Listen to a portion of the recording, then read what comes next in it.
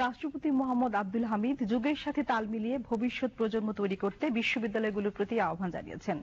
রাষ্ট্রপতি আজ বসুন্ধরা কনভেনশন সিটিতে সাউথ ইস্ট বিশ্ববিদ্যালয়ের পঞ্চম সমাবর্তন অনুষ্ঠানে এই আহ্বান জানান।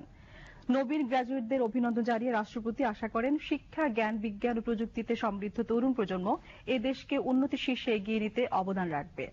রাষ্ট্রপতি বলেন, পুঁথিগত বিদ্যার মধ্যে সীমাবদ্ধ না থেকে বিশ্ববিদ্যালয়গুলোকে প্রকৃত জ্ঞান চর্চার কেন্দ্রে পরিণত করতে হবে।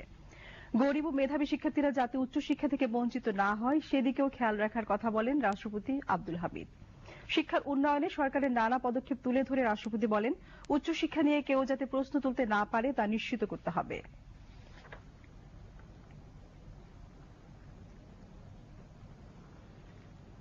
বর্তমানে সরকারি ও বেসরকারি খাতের সম্মিলিত উদ্যোগে বাংলাদেশের উচ্চশিক্ষার প্রসারে অসামান্য উন্নয়ন পরিলক্ষিত হচ্ছে।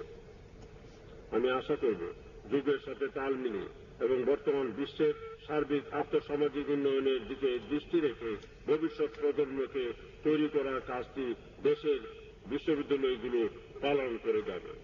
পাঠ্যক্রমের বাইরেও যাতে শিক্ষার্থীরা গৌরবময় মুক্তিযুদ্ধ, দেশীয় সংস্কৃতি এবং ইতিহাস ও ঐতিহ্য সম্পর্কে জানতে পারে সে ব্যাপারেও উদ্যোগী হতে হবে। উচ্চশিক্ষা নিয়ে কেউ যাতে প্রশ্ন তুলতে না পারে তা আমাদের নিশ্চিত করতে হবে। আমার বিশ্বাস, দেশের বিশ্ববিদ্যালয়গুলো দেশ ও জাতির প্রতি দায়বদ্ধ থেকে নিজ নিজ অঙ্গনকে জ্ঞান চর্চা ও গবেষণা পরিপূর্ণ ক্ষেত্রে পরিণত করবে।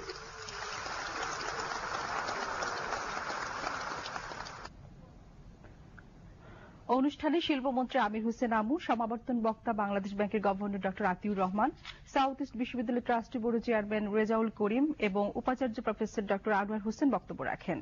সমাবর্তনে ৫,২৯২ জন শিক্ষার্থীকে আনুষ্ঠানিকভাবে ডিগ্রি প্রদান করা হয়। রাষ্ট্রপতি মোহাম্মদ আব্দুল হামিদ ভালো ফলাফল অর্জনকারী ২ জন শিক্ষার্থীকে স্বর্ণ পদক প্রদান করেন। বাণিজ্য মন্ত্রী তোফায়েল আহমেদ বলেছেন,